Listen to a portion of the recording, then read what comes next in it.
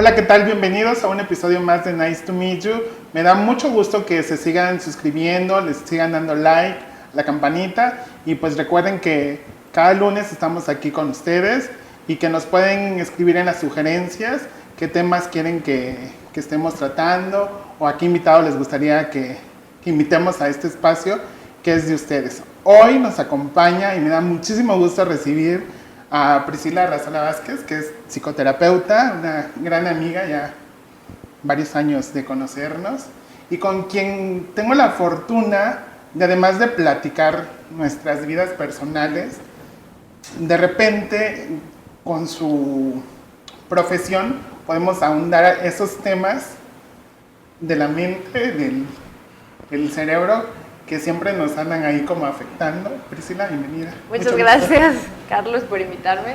Súper amigo de toda la vida. Muchas gracias por invitarme. Y pues tú dime, ¿de qué quieres platicar? Bueno, contigo me gustaría tratar el tema de ansiedad y depresión, que creo que son dos enfermedades. Bueno, según yo tenía entendido que una era más trastorno y la otra más enfermedad. Depresión y ansiedad. Que en este último año y medio creo que han sido, además del COVID, una nueva epidemia de salud mental. Bueno, en tu experiencia, ¿cómo ha sido? Bueno, sí, lógicamente ahorita con todo el encierro de la pandemia sí han habido mucho más casos, pero tanto la ansiedad como la depresión son dos trastornos que desde hace mucho tiempo son los que más prevalencia tienen. La ansiedad como tal, como una emoción, es nada más la respuesta tanto física como emocional ante una amenaza futura, ¿no? Estás como anticipándote a algo que va a venir y entonces te preocupas y te sientes angustiado o afligido. Y la depresión es otro estado emocional en el cual experimentas sensación de tristeza, como desesperanza, incluso irritabilidad, falta de interés, desánimo en general. Ya para considerarse trastorno se tiene que cumplir con criterios diagnósticos, es decir, la duración, si la persona lleva 2 semanas con estos síntomas todos los días, casi todo el día, entonces se puede decir que cumple con los criterios para alguno de esos dos trastornos, ¿no? En ansiedad es un poquito más grande el tiempo, ¿no? 6 meses, después de 6 meses, entonces puede ser que tenga un trastorno de ansiedad, pero hay muchos trastornos de ansiedad, entonces es como todo el mundo presenta síntomas de ansiedad y depresión y generalmente van juntos. Estos dos trastornos tienen comorbilidad. Y aunque no sea un trastorno, es muy común que por momentos experimentes estos estados, ¿no? De mucha ansiedad ante algo que va a venir y a la vez depresión. Generalmente la ansiedad va antes de la depresión. Cuando estás experimentando muchos días mucha ansiedad por algún problema que viene o que sabes que va a pasar algo que te preocupa mucho, muchas veces la respuesta después de tu mismo cuerpo y tu mente es la depresión. Ese estado como que es totalmente decaído y no siempre se expresa a través de tristeza, pero sí generalmente las personas pues se sienten cansadas, fatigadas, como sin interés. Bueno, son muchísimos síntomas que pueden presentar, son diferentes, ¿no? Según cada persona. Yo he pensado, bueno, y hasta hace poquito creía que la ansiedad y la depresión son como hermanas siamesas y que van así juntitas y que si llega un momento en que obviamente la depresión, que es más fuerte, detona.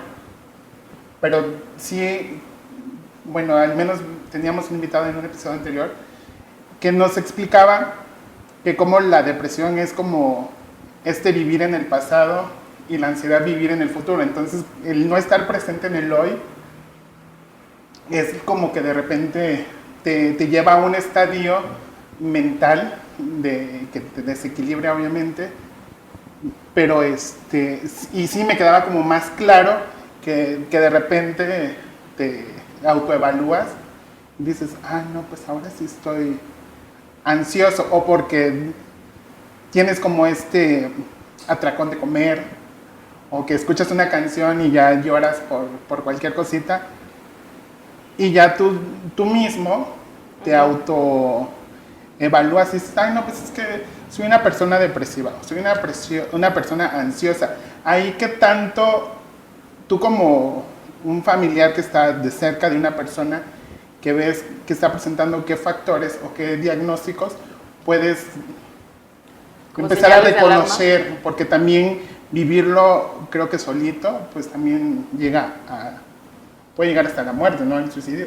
Y esto que dices es algo súper importante porque para poder considerarlo así y manejarlo o trabajarlo en psicoterapia, que es lo ideal, se necesita que no nada más sea una creencia de la persona. Sí es muy válido lo que la persona siente, ¿no? Y darle un entendimiento a eso. Pero la verdad es que están de moda estas dos palabras, entonces es muy común, buscas en internet y, me identifico con este síntoma y con este, y entonces automáticamente tienes un trastorno de ansiedad o depresión, y la verdad es que no siempre es así. Entonces sí es importante analizar si hay un deterioro en lo social, en las relaciones, lo laboral, o sea, en todo el entorno de la persona, un deterioro significativo, ¿no? Para poder trabajarlo como tal. Y bueno, esto que decías, sí es cierto que la depresión tiene mucho que ver con el cómo te evalúas y bueno, con el pasado también. Pero bueno, depende cómo hay muchas teorías, ¿no? Sí, porque digo, por ejemplo, en mi caso, sí, aunque soy una persona sociable, tengo mis momentos en que me gusta estar a solas, pero a solas porque puede que tenga algún problema o alguna situación que no quiero, no tanto externarlas, pero sí quiero vivirlas propias, así como la introspección. Y sí en algún momento amistades que me conocen, que me gusta estar siempre rodeado de gente, es que me dicen, es que estás muy depresiva porque no has salido. Y le digo, espérate, estoy en mi momento, pero sí estas críticas, estos criterios ante la sociedad que de repente porque estás más aislado de lo común, ya te empiezan como a señalar, oye, ahí está pasando algo, ¿por qué? Serían como síntomas. ¿Qué síntomas puedes tú empezar a presentar en cada una de las dos estadios, ansiedad o depresión? ¿Cuáles serían? Y bueno, ahí es donde es importante el trabajo del clínico, ¿no?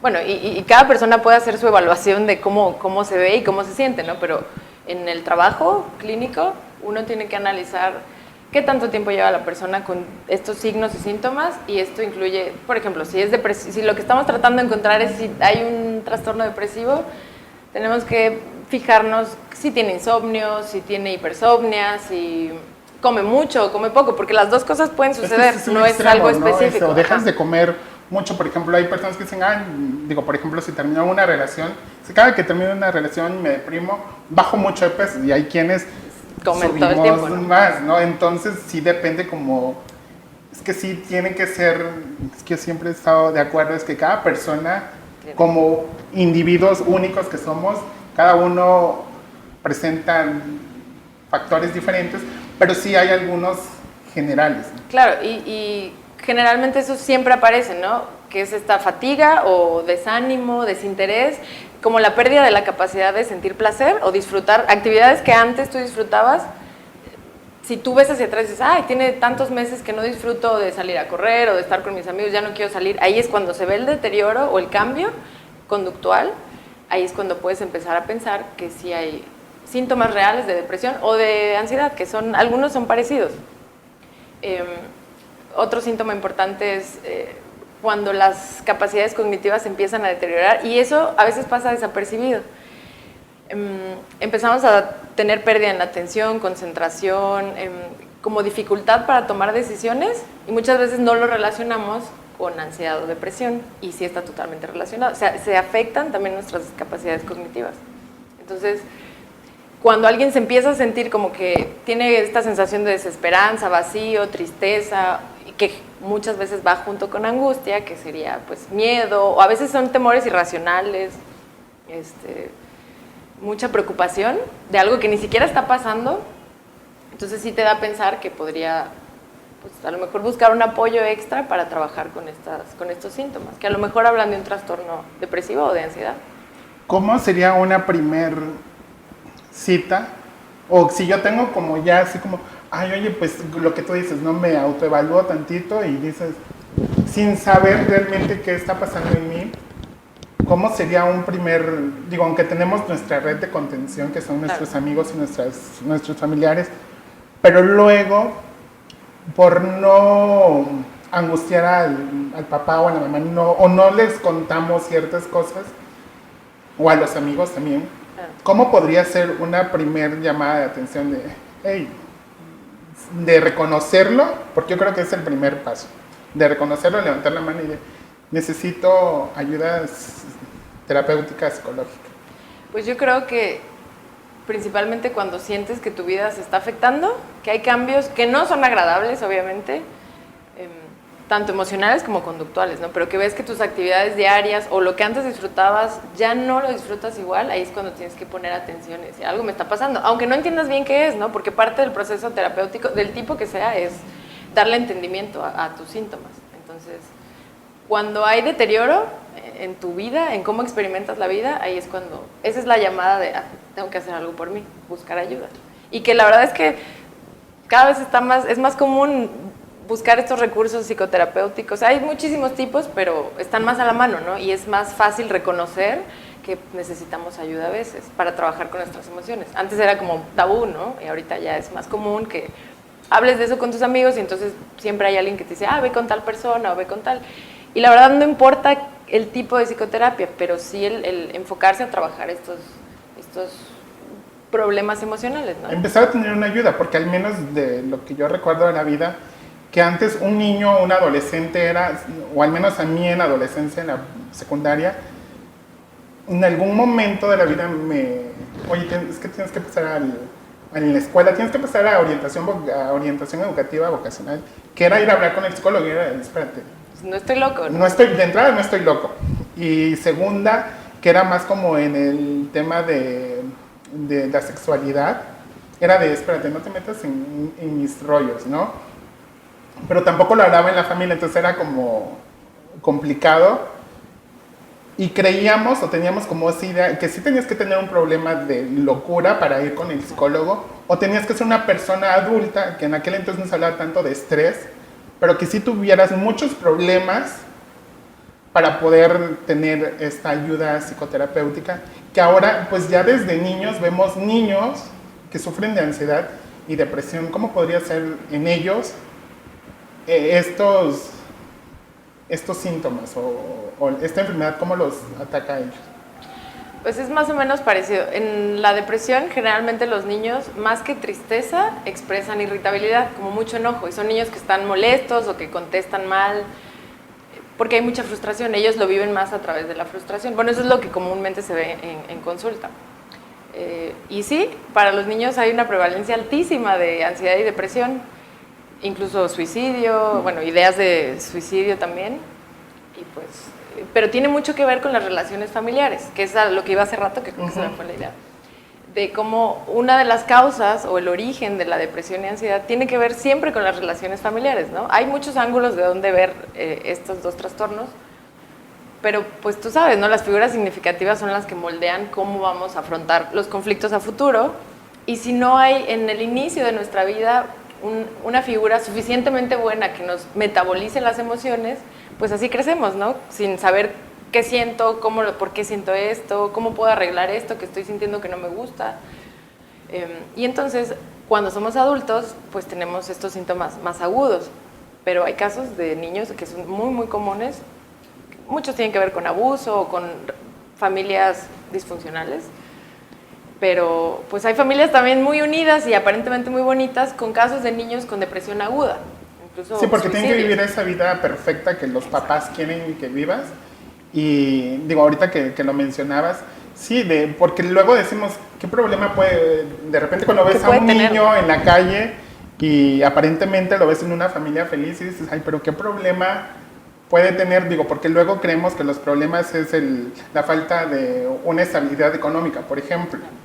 Y dices, bueno, pues este niño sí sufre porque no tiene dónde vivir o no tiene a la familia cuenta.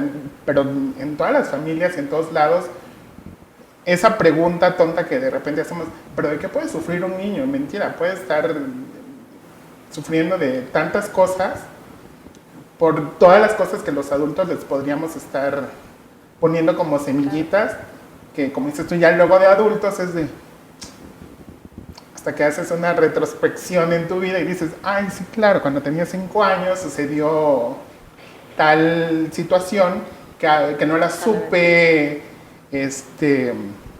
O que no estaban los adultos para ayudarme a entender esa situación, ¿no? Ajá, y que ahora de 30 y tantos es de, Ay, pues sí, y ahora no es solo curar este momento en este estadio que me encuentro, sino es regresar a la infancia, pedirme perdón, respetarme y aceptarme y empezar a vivir con eso desde ahora a una vida adulta. Y aprender a manejar las emociones que de pequeño no te enseñaron, porque la verdad es que es la función de los papás, hacer eso, enseñar a manejar esas emociones, sobre todo las negativas. Y si no se cumple esa función, entonces creces sin saber cómo hacerlo. Y cuando llegas al punto de adultez, pues tienes que trabajar en eso, en entender otra vez hacia atrás todo, acomodar tus emociones, las pasadas, sobre los conflictos del pasado que te lastimaron, y manejarlas de una manera más funcional en tu presente para poder afrontar mejor los problemas. Otra cosa que también he aprendido, que ahorita que lo mencionabas, que he aprendido en como empezar a despertar espiritual, por así decirlo, que no hay emociones buenas ni malas, y puede que también una ansiedad o una depresión en un momento específico de tu vida te ayude a algo, o como decíamos esto, de regresar a tu infancia, o de detectar en qué momento tu vida estuvo en ese caos y no lo supiste ver y seguiste de largo, y sin embargo la herida sigue estando ahí, y lo importante de que es de regresar y sanarlo, aprender a vivirlo. ¿En qué momento, que no es agradable, sí podríamos decir, ay, bueno, esta ansiedad y esta depresión sí me está sirviendo para poder ver aquello que creíamos que no estaba ahí? Bueno, pues para empezar, la ansiedad y depresión son mecanismos de defensa, ¿no? Que son en parte fisiológicos, ¿no? Cuando va a suceder algo y te preocupas, estás viviendo ansiedad. Pero también te ayuda a tener una resolución a lo que va a pasar, ¿no? A ir planeando qué vas a hacer. Entonces, básicamente todos usamos estos mecanismos. La depresión también. Es como la forma en la que nos ponemos en pausa para poder, como tú dijiste, entender lo que pasó atrás, ¿no? O curar algo que no nos salió bien. Y obviamente hay esta sensación de sufrimiento o de tristeza, pero eventualmente, como mecanismo de defensa, te despiertas de esa depresión, ¿no? Y sales adelante. Ya cuando es trastorno es otra cosa, ¿no? Que es lo que decíamos hace rato. Pero pues todos usamos estos mecanismos de defensa. Sí, y lo importante, es una respuesta. Ajá, lo importante también, lo otro, que también es como una nueva ola del pensamiento, que dicen, es que está bien estar mal, o sea, esto de fingir por la vida y aunque te esté llevando la fregada, crees que eso nada más lo puedes vivir en tu casa y en un momento específico, y vas por la vida sonriendo, o sea, si sabes que va a ser una fiesta, pues te pones de la mejor ropa y la mejor actitud, pero por dentro te estás cayendo en pedazos, y creo que es lo peor, y que es algo que vivimos día con día, todos los días y en todos lados. Bueno, desde tu experiencia, ¿cómo lo has visto? Y es que, bueno, todos estos temas, como ya dijimos, pues eran tabú, ¿no? Antes, por lo menos en lo que, cuando nosotros crecimos, todavía eran temas de los que no podías hablar, ¿no? Si estás triste, no, pero no estés triste, o no llores, ¿no? Y entonces creo que muchos todavía nos tocó crecer como sin poder hablar de estos temas, mucho menos entenderlos. Y vuelvo a lo mismo, de la función de las figuras significativas. ¿Qué es esto? Poder nombrar las emociones y entenderlas. Porque una vez que entiendes, tienes capacidad de decir, ah, bueno, ¿qué hago con esto? Estoy molesto. Ah, ok. ¿Qué hago con este enojo? ¿Dónde lo acomodo? ¿O qué puedo hacer para resolverlo? La verdad es que todos casi crecimos así, ¿no? Ahorita las nuevas generaciones pues ya hablan de depresión, ansiedad, muchísimas emociones así, ¿no? Súper fácil. Nosotros no. Y entonces en consulta es muy común eso, que llega la persona con... A veces no saben qué les pasa exactamente, pero porque no pueden nombrar estas emociones, mucho menos entender el origen. Y entonces lo que se hace, a mí me gusta mucho trabajar con mentalización, que es justo eso, es esa función de, a ver, ¿qué siente? Como tratar de, es en parte una función empática de tratar de entender a la persona y darle sentido a sus emociones, ¿no? A ver, ¿estás sintiendo esto? ¿Es tristeza? ¿Por qué? Y juntos ir descubriendo de dónde viene esa emoción, cuál es, y entonces esto te permite ver qué comportamiento sigue, porque si tú analizas ante un estado emocional, lo que sigue es un comportamiento, ¿no? Sí, entonces, claro, si estás enojado, bueno, no sé, te vas, avientas la puerta o gritas, ¿no? Por decir un ejemplo pequeño. Eso es lo que se hace en psicoterapia, como tratar de entender los estados emocionales o la experiencia subjetiva para anticiparse al comportamiento que viene. Y entonces, a través de las sesiones, permitir que la persona comprenda o empiece a adoptar otros mecanismos de afrontar estas mismas situaciones dolorosas o conflictivas. Pero todo esto es en el contexto de las relaciones, porque pues así nos desarrollamos, ¿no? En las relaciones. Todo tiene que ver con alguien más. con otro individuo. Entonces, todo es en el contexto de las relaciones. Y es eso, trabajar, entender las emociones, los estados emocionales.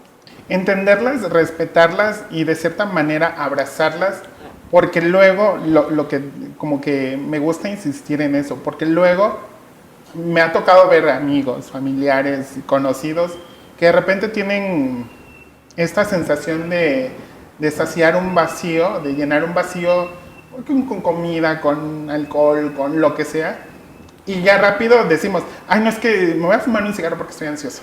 Y puede que no sea ansiedad, digo, por esto también como apertura ya ahora le abrimos las puertas a las emociones y ya luego estamos según enojados y realmente estamos irritados. O esto que decía, pues me voy a fumar el cigarro porque estoy ansiosa. Espérate, no estás ansiosa. Y a lo mejor es tú tristeza, te lo estás... ¿no? Entonces empezar a reconocer también cada emoción, porque como decía hace ratito, puede que este enojo no sea malo, o como decimos, es que una persona enojada, pero espérate, no sabes su historia de vida porque está enojado, irritable, ansioso, depresivo. Tienes que empezar a reconocer. Y ahí es donde entra lo de la congruencia de las emociones, ¿no? O sea, estoy enojado, pero es congruente mi enojo, es proporcional a lo que me pasó o me está pasando.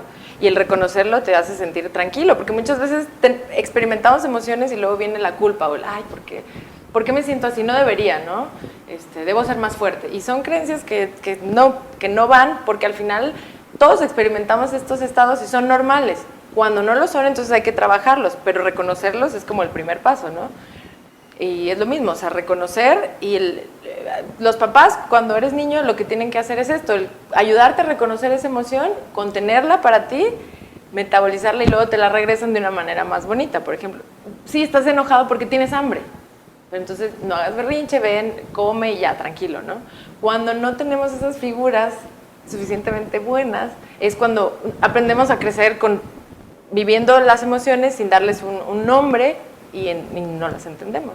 Y luego no sabemos qué hacer. Sí, digo, al menos aquí en nuestra sociedad mexicana patriarcal,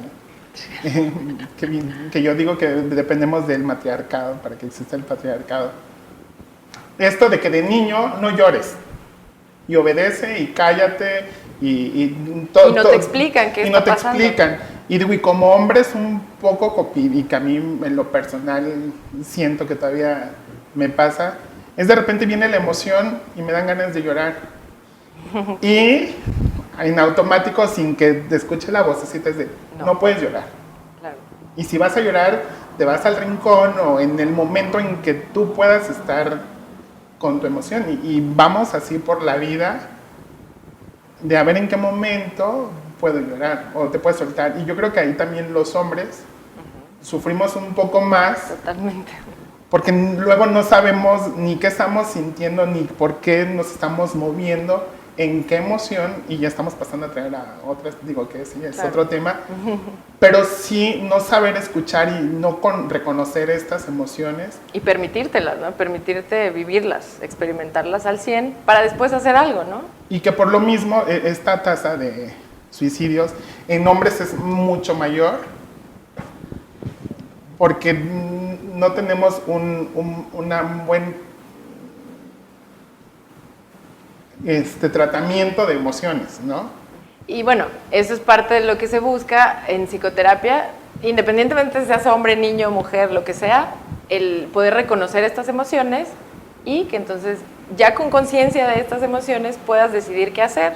Al final, todo en la vida son decisiones, ¿no? Si yo me voy a enfrentar a un conflicto que ya anteriormente me enfrenté, si tengo conciencia, tengo la opción de poder escoger cómo me voy a comportar, ¿no? Ya sé que esto me pone muy triste o me pone muy enojada, ¿me enojo o mejor busco qué hacer, cómo canalizar esta emoción para después resolver mi problema, ¿no? Esa es la opción que te da la psicoterapia, el tipo de psicoterapia que sea, te abre las puertas a conocerte más, a conocer tu mundo interno y entonces tener más opción de afrontar de manera funcional la vida, pues los conflictos o lo que sea que te pase. Pris, ¿nos podrías compartir cuáles serían como los síntomas de la depresión y la ansiedad como enfermedad? Bueno, primero como trastorno. Que serían como estos episodios que tenemos de repente, ¿no? Puede que que mi ansiedad se tranquilice acomodando la ropa y teniendo todo todo limpio y bajo control, puede que me sirva como también una manera de que mientras, al menos a mí en ocasiones sí me pasa que mientras estoy acomodando, sí llego a ver, sí lo hago para desprenderme del momento de la situación y encontrar una solución. Estás acomodando tus cosas. Ajá, estoy acomodando mientras acomodo que sí tiene algo que ver, ¿no? Si tu habitación está hecha un desastre, pues cómo está tu mente también, ¿no? Claro. Sí, este trastorno, o qué síntomas. Si quieres te digo de los dos. Bueno, el trastorno de ansiedad, para que se pueda considerar como tal, tiene que haber un periodo de 6 meses o más de que se presentan los síntomas que ahorita voy a decir, al menos todo el día, casi todos los días, ¿no? O sea, en una semana casi todos los días me siento así, todo el día. Y son miedo, que el miedo es como la respuesta de temor o de como, ¿qué voy a hacer ante una situación real o imaginaria, pero en el momento? O sea, es presente. Y la angustia o preocupación, que es más ligada a la ansiedad, tiene que ver con futuro, ¿no? Es como algo muy, muy anticipado que a veces ni siquiera llega a pasar. Y ahí es cuando se vuelve desgastante. Bienvenida, estamos tras el verano. Y eso es lo que genera el desgaste, ¿no? Bueno, entonces es este temor, se juntan las dos cosas, temor y angustia o ansiedad. También hay síntomas físicos que son muy comunes, la sudoración, ya sabes, empiezas a sentir que te falta el aire o presión en el pecho, insomnio, agitación en tus movimientos. Son muchos síntomas que se presentan, no para todos, pero sí son comunes, ¿no? Empiezas a sentirte ansioso y entonces por momentos del día empiezas a tener estos síntomas físicos. Esto es en un periodo de 6 o más meses y que, sobre todo, que haya un deterioro en tu vida, ya habíamos dicho, ¿no? En las esferas de tu vida, lo social, lo laboral, tu familia, tus relaciones. Y en la depresión es un estado emocional que tiene como diferentes matices, ¿no? Puede ser la tristeza, puede ser melancolía, puede ser nostalgia, frustración, enojo. No todos, de nuevo, presentan los mismos síntomas, pero son los más comunes, ¿no? Y siempre hay o mucho sueño o falta de sueño, mucho apetito o falta de apetito. Hay fatiga, cansancio y sobre todo es esta como desmotivación y falta de interés en las cosas que tienes que hacer. Y cuando se nota mucho es cuando tú alcanzas a distinguir que anteriormente disfrutabas hacer las cosas y ya no. Y que ya no te motiva lo que antes sí y ya no le ves como sentido a las cosas. Es como esta sensación de vacío. Y también pues hay un criterio que es en el tiempo, ¿no? De 2 semanas en adelante que se presenta igual, ¿no? Diario y casi todo el día. Es lo que te puede indicar que se habla de un trastorno de depresión. Pero dentro de estos tipos de trastornos, pues hay como muchas variables, ¿no? Hay muchos trastornos de ansiedad diferentes. El más común o el del que más escuchamos es el de ansiedad generalizada, que es a lo que la gente le dice, tengo ansiedad, estoy ansioso. Esa es como preocupación, ajá, que sería la preocupación y angustia constante todo el día, por causas o motivos que no están en el momento, una preocupación muy anticipada a futuro. Y pues la depresión también hay varios tipos de trastornos diferentes que tienen que ver con el tiempo, ¿no? O la duración y si los síntomas son muy agudos o no tan agudos. Pero básicamente es eso, ¿no? Depende mucho del tiempo y de los síntomas que experimenta la persona. Sí, porque al menos ahorita que hablabas de la depresión, se me vino a la mente, por ejemplo, la depresión postparto. O sea, ha de ser diferente a una depresión de alguien claro, que está viviendo una depresión por un divorcio o por un truene, que también yo creo que, por ejemplo, lo que decía esto de, está bien de repente un día despertarte y decir, me doy pero ahí ya es cuando lo reconoces. Claro. Hoy me doy el permiso de estar triste y me voy a bajar la playlist con Adele y Lana del Rey y todas las canciones más tristes del mundo porque quiero estar en este momento. O también que lo contrario es de que aunque estés pasando un momento difícil es de hoy voy a tener la actitud de la vida y aunque me orine el chucho voy a ser feliz con eso, ¿no? También, pero eso ya es parte de cuando ya aprendes a reconocer claro, en qué situación estás. Hay una conciencia, ¿no? De cómo te sientes. Y al final es el objetivo, ¿no? De la psicoterapia y de todas estas como cosas que están de moda de conocerse y de autoconcepto, el objetivo es ese, ¿no? Poder tener un entendimiento de tu mundo interno, de todo lo que experimentas, entender tu realidad subjetiva, que es cómo experimentas tú el mundo externo, ¿no? Y también entender que parte de lo que tienes adentro o ese mundo interno tiene que ver con cómo te moldearon, ¿no? Que entender eso te permite entender mejor tus relaciones y por lo tanto te da la oportunidad de vivirlas de otra manera, ¿no? O de experimentarlas de una manera más funcional, más amorosa, con más paciencia, ¿no? Si yo estoy enojada, por ejemplo, con mi mamá o mi pareja, pero no tengo entendimiento de nada, todo lo veo desde el enojo, ¿no? Desde el coraje. Cuando alcanzas a hacer este trabajo de introspección y de ver por qué es todo este enojo, puedes comunicarte mejor y por lo tanto el vínculo cambia, ¿no? Y hablo mucho de vínculos porque al final todo está relacionado, ¿no?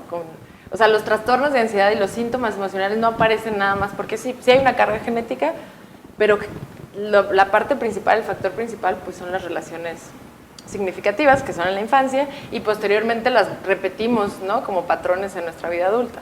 Entonces, está ligado, o sea, no se puede como desligar trastornos emocionales o afectivos de las relaciones interpersonales. Sí, porque también, bueno, lo que dices tú de los vínculos es que todos somos espejos del de enfrente. Entonces, de repente que nosotros decimos, ay, es que me enoja tal persona. O el comentario de tal persona me deprimió. O sea, él nada más aventó el comentario, claro, y tú lo tomaste con esa intención. Entonces,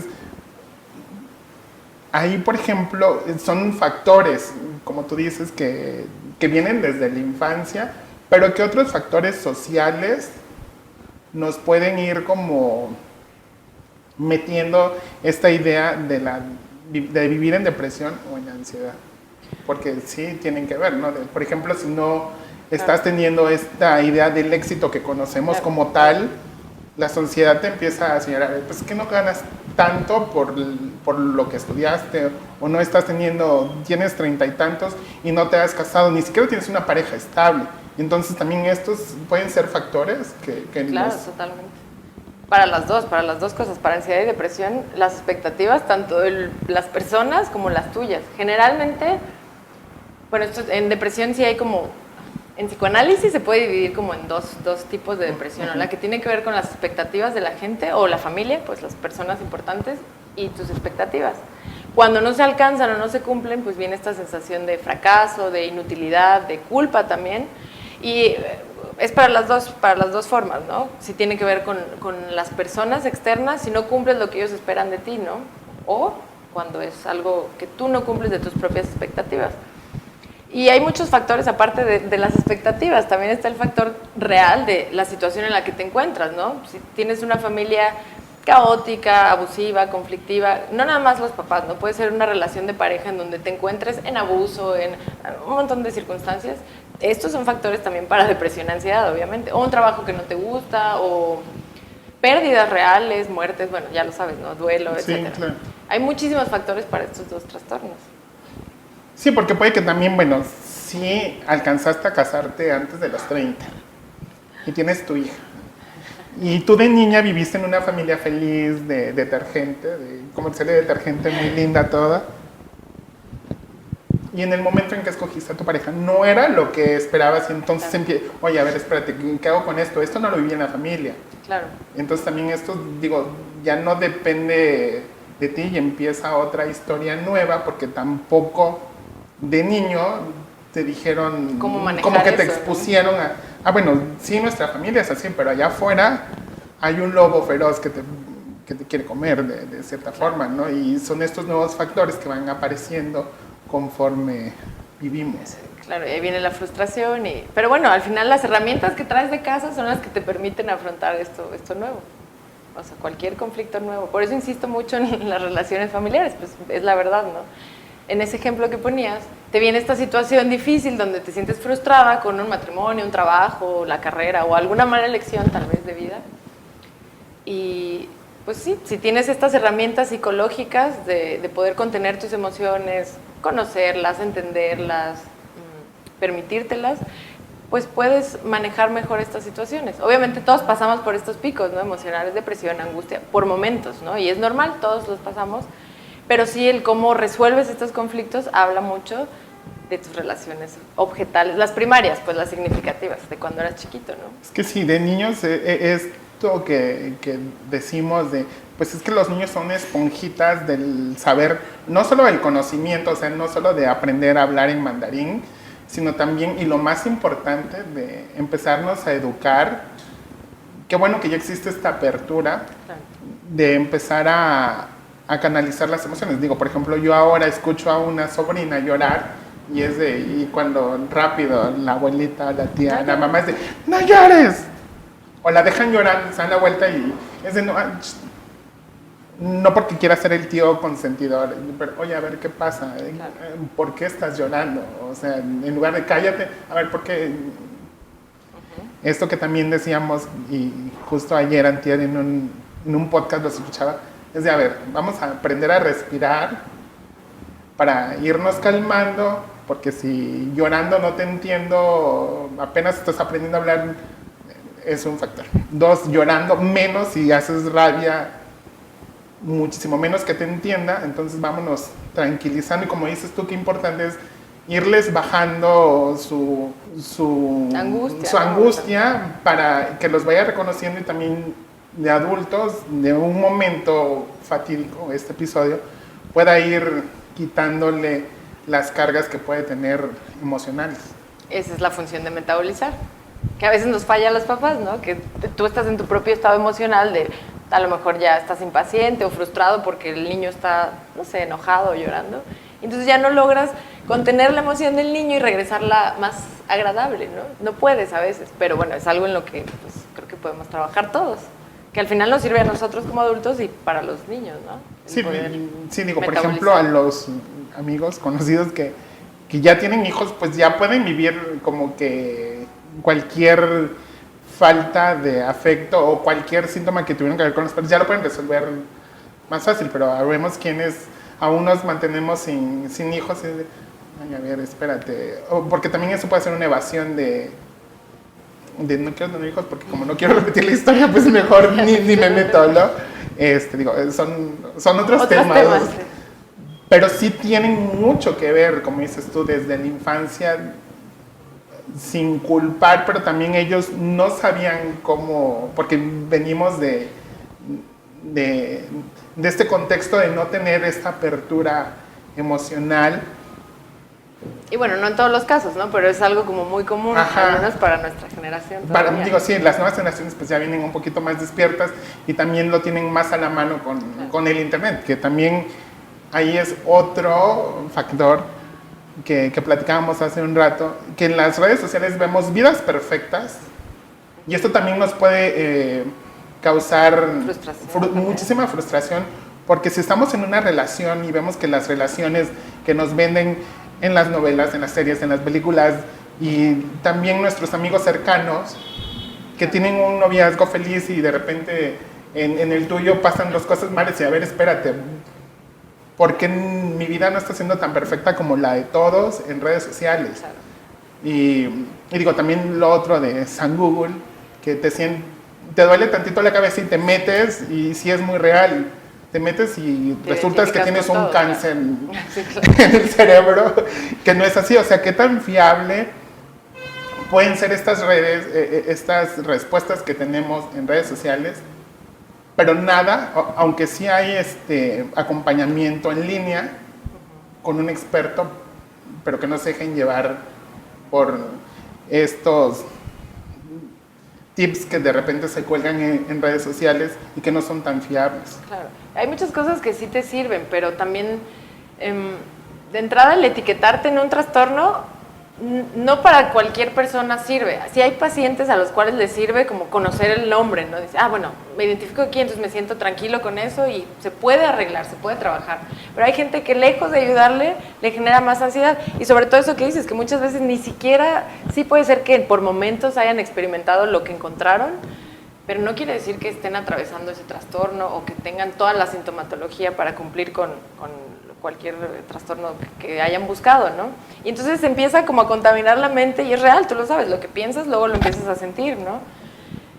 Y al final, pues, no va por ahí el trabajo, ¿no? Por eso es importante los que tenemos acceso a eso, estar como pendientes de nuestros hijos o nosotros mismos, cuidar lo que metemos a nuestra mente, ¿no? Ok, me siento de tal manera, pero a ver, primero analizo yo o busco la ayuda de un experto o alguien que más o menos me pueda orientar para entender qué estoy sintiendo si no lo logro identificar por mí mismo, ¿no? Más allá de buscar, porque pues te aparecen muchas cosas y con todo te vas a identificar. Yo lo he hecho, tú lo has hecho, entonces es como muy fácil, ¿no? Buscar, estoy ansiosa y ansiedad por separación. Ah, es ansiedad por separación. Cuando pues no. Habría que hacer como un análisis clínico real de los síntomas de la persona para poder etiquetarla en principio en algún trastorno, ¿no? Y sí, por ejemplo, si es por separación, ¿en qué momento de la separación o del duelo o de ese proceso estás para desde ahí trabajarlo? Porque si te separaste hace 10 años y sigues en el mismo ciclo, ya es otra cosa. Ya es otra cosa. Entonces, sí que importante, o al menos desde mi experiencia durante la pandemia, sí viví un momento de que no supe o sea, sí sabía mi nombre, pero no sabía ni en dónde estaba, ni qué emoción estaba viviendo, porque estaba todo tan complicado, era un caos mi vida, pero en redes todo era feliz. Y esta parte de, bueno, aunque sí tengo mi círculo de contención cercano, porque también esa es otra, o sea, le contamos nuestros problemas a nuestros amigos y te lo dicen de manera bonita y terminando de decirte el consejo, lo que la otra persona haría es de, ella me lo está diciendo o él me lo está diciendo porque, y le buscamos algo para no hacer el trabajo de sanar a eso a donde nos está llevando la ansiedad, la depresión o la emoción que sea que estamos viviendo. Y sí que importante, a diferencia de ir con un psicoterapeuta que nos ayude, porque ya ahí el trabajo ya es tuyo. Enfocado, ¿no? Sí, claro, es muy personal y enfocado. Y además, que a mí se me hace lo más bonito de esto es que tú como terapeuta no estás como contaminado de experiencias externas, ¿no? Por ejemplo, si tú le platicas a un amigo, seguramente con mucho cariño te va a dar consejos, pero ya sabe muchas cosas de tu vida y pues tiene ideas ya fijas sobre ti, ¿no? Entonces, en psicoterapia es totalmente diferente, ¿no? Es como el psicoterapeuta no te conoce, y entonces lo que tú le platicas, tu realidad subjetiva, como tú la vives, es como la vas a trabajar ahí. No importa si afuera tu camisa era negra, tú le dices al terapeuta que era azul, pues para el terapeuta es azul, porque eso es lo que tú estás sintiendo y piensas, y eso es como muy, muy válido, y con eso trabajas. Eso es lo que realmente te permite que te vayas conociendo, tanto tus emociones como deseos, fantasías, expectativas, es decir, toda tu identidad, ¿no? Por eso sí es muy importante buscar ayuda o acercarse a un proceso terapéutico, y no nada más cuando estamos en situaciones de crisis, que es como lo más común, ¿no? Estoy súper deprimida, entonces voy a buscar un terapeuta. Cuando en realidad uno de los objetivos principales de la psicoterapia es el autoconocimiento. El saber cómo eres, conocerte, sanar cosas de cómo te percibes, bueno, trabajar toda tu identidad, ¿no? Y entonces eso abre puerta a muchos conflictos, tanto del pasado como actuales, ¿no? Y esa es otra también, ¿no? De que vamos al psicoterapeuta con bueno, muchos luego tenemos esa idea de que vamos a ir y nos van a dar un manual. O sea, que con una primer plática haces esto y ya tienes la vida resuelta, y es mentira. A veces, como lo decía con mi psicoterapeuta, era mejor no haber conocido todo esto, porque empiezas a descubrir y entre más vas para adentro, dices, claro, me mordía las uñas por tal cosa y me rasco en la cabeza. O sea, sí empiezan como estos demonios o voces internas que luego las pasamos por alto, no las respetamos, no las vivimos. Entonces... Y generalmente al principio del autoconocimiento o del proceso terapéutico, sí hay muchos momentos de dolor, muchos momentos dolorosos, por lo que dices, ¿no? Porque descubres cosas o asimilas cosas que no querías, ¿no? Y que tenías bloqueadas, que tenías reprimidas, y entonces las empiezas a reconocer a la fuerza, bueno, no a la fuerza, pero pues es parte del trabajo, y entonces sí te duele al principio, o sales muy cansado de las sesiones, o sales más triste, y dices, venía a sentirme feliz y salí triste, pero es parte de, ¿no? Es como abrir la puerta a una herida que tienes que arreglar, ¿no? A un conflicto, tienes que sanar eso para poder entonces estar bien, o sea, tener una estabilidad emocional o estar contento, por decirlo así. Pues qué linda conversación, qué padre que estemos tocando estos temas, porque creo que sí, que con este, pues ya avanzados casi 2 años de encierro, digo, ya salimos a trabajar más formal, ya está habiendo apertura, sin embargo, en lo que a mí respecta, algo que disfrutaba muchísimo antes de todo este asunto, era de repente salir a caminar sin preocupaciones. Ahora sales a caminar y con un cubrebocas, pues te agotas más rápido, o es otra vida la que estamos viviendo. Totalmente. Que yo disfrutaba ir al menos una vez al cine, una vez a la semana al cine, y es un temor que estoy conteniendo. A mí me da por la situación de que es un lugar cerrado. Digo, antes lo vivíamos como algo normal, sin saber quién estuvo sentado antes de tu asiento. Ahora a mí sí me causa conflictos de... Claro. Tampoco quiero ser, digo, que está bien que lo hagamos, ser el payaso con el...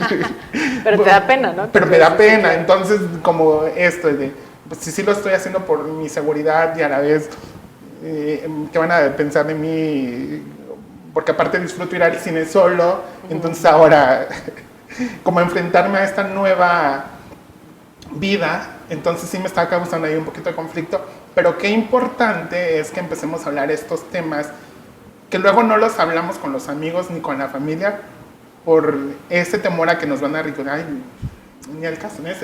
Y sí, probablemente nadie se va a dar cuenta que lo hagas, pero tú ya te empiezas a crear estas propias ideas que te van causando ansiedad. O depresión, digo, porque sí, me encanta, ya han pasado algunas películas que me hubiera gustado irlas a ver, no fui, o por ejemplo, de la semana pasada que dije, no, esta semana sí voy a ir. Y sin haber comprado el boleto del cine, ya estaba yo con eso, así, ay, pero ¿Voy o no voy? Y qué complicado, digo, es un caso que no por eso fui y me quité la vida, pero hay personas que no reconocen este tipo de emociones, de sentimientos, y se suicidan y hacen cosas. Y es que yo creo que, bueno, es muy lógico, lo que más hemos estado sintiendo es angustia, ansiedad y también como mucha desmotivación, como yo al menos noto en mucha gente cercana esta como que perdieron el placer por las cosas, bueno, y se parece a lo que decíamos hace rato, ¿no? Yo a veces hago cosas, pero ya no las estoy disfrutando, es como que lo que decías, voy al cine, pero ya no voy contenta porque o me da miedo o porque, no sé, ya como que me acostumbré a estar 2 años muy encerrada, ¿no? Como si hubiera perdido la capacidad de disfrute, como que es algo muy general de todos, que estamos haciendo las cosas porque las tenemos que hacer, pero se perdió esa como chispa padre de hacer las cosas, acostumbrados, ¿no? A disfrutarlas o a tu rutina normal, como que se perdió entre la ansiedad, el temor y el caos. Y pues yo creo que todos estamos igual, con mucho miedo de hacer las cosas. Sí, muchísimas gracias, Paris. Gracias por aceptar la invitación, por estar aquí. Gracias. Espero que podamos seguir teniendo más estos espacios de conversación para poder tener estos temas que nos callamos, que no los hablamos ni con nuestros mejores amigos a veces, y las pasamos por alto, porque agarramos y nos saludamos en un mensaje, ¿y cómo estás? Y todo el mundo te contesta bien. Claro. O sea, porque es lo normal y no nos atrevemos a decir, me estoy de la fregada, me está llevando el demonio y no sé cómo hacerlo y no le encuentro una solución. Yo creo que esa apertura de estar bien, estar mal, la debemos de empezar a vivir, porque si no expresamos nuestras emociones, nuestros sentimientos, pues el de al lado no está sabiendo Claro. que en apariencia tienes una vida feliz y tranquila y bien, y en un momento algo te va a irritar y vas a explotar de alguna manera de la que no te conoce.